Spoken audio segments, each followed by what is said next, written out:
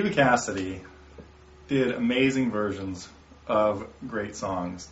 And this one, Fields of Gold, is just one of dozens of examples of songs that she just completely rewrote and made her own.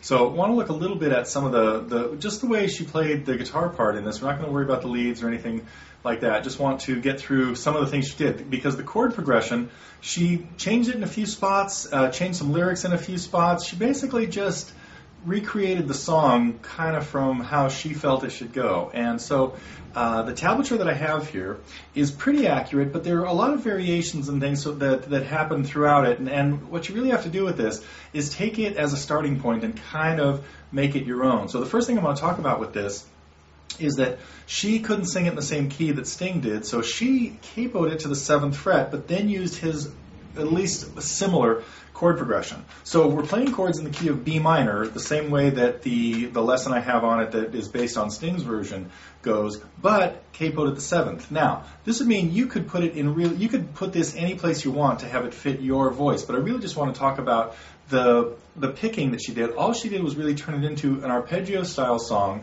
and added some moving bass notes to create a little bit of movement. So there are a couple of pages, there's a few pages worth of tablature that break down the intro and the verse and the bridge, and then there's a couple pages that have a chord progression on it and lyrics. So all you really have to do is get a grip on the chords. We're going to be playing a B minor chord. By capoing this to the 7th fret, this bar is really going to be giving us an F sharp minor. So she's playing it with starting on F sharp minor, which puts it in the key of A and or F sharp minor, just depending on where the whole thing resolves. But we're playing normal shapes of chords. We're going to be playing B minors and A's and D's and G's and a D with F sharp in the bass and some E minors or E minor 7s to go along with it. When you put a capo this far up the neck, it's a really good idea to check your tuning after you've put it there and not to put it on too tight. Generally what's going to happen is if you put it down tight enough so that none of the notes are buzzing, usually you're going to get the notes a little bit high. So you've got to check your tuning after you've put the capo on. And again, don't clamp it down too tightly, just tight enough so that none of the notes are buzzing. So get out the tablature and let's kind of walk through the parts one at a time. Let's take a look at the intro first.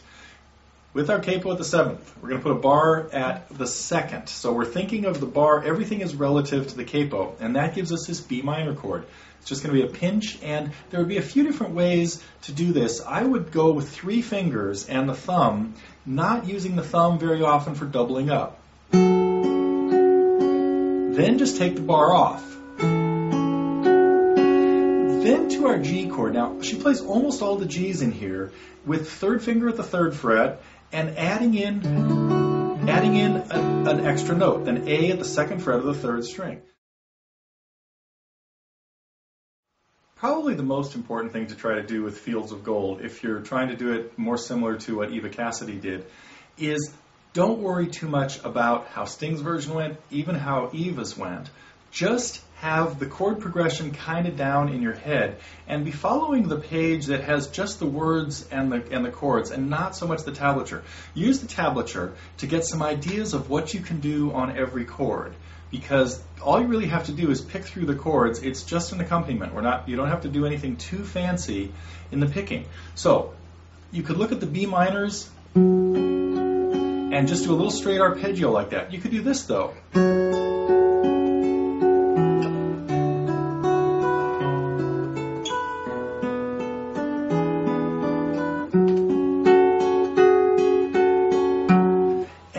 Make up your own little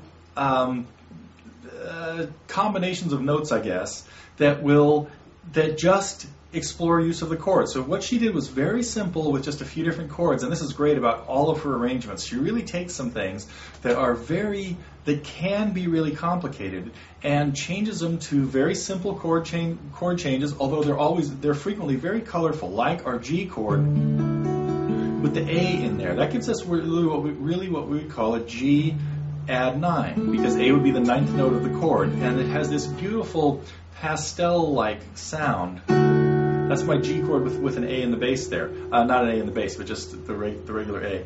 And we hear the same sound on the E minor, playing an E minor 7.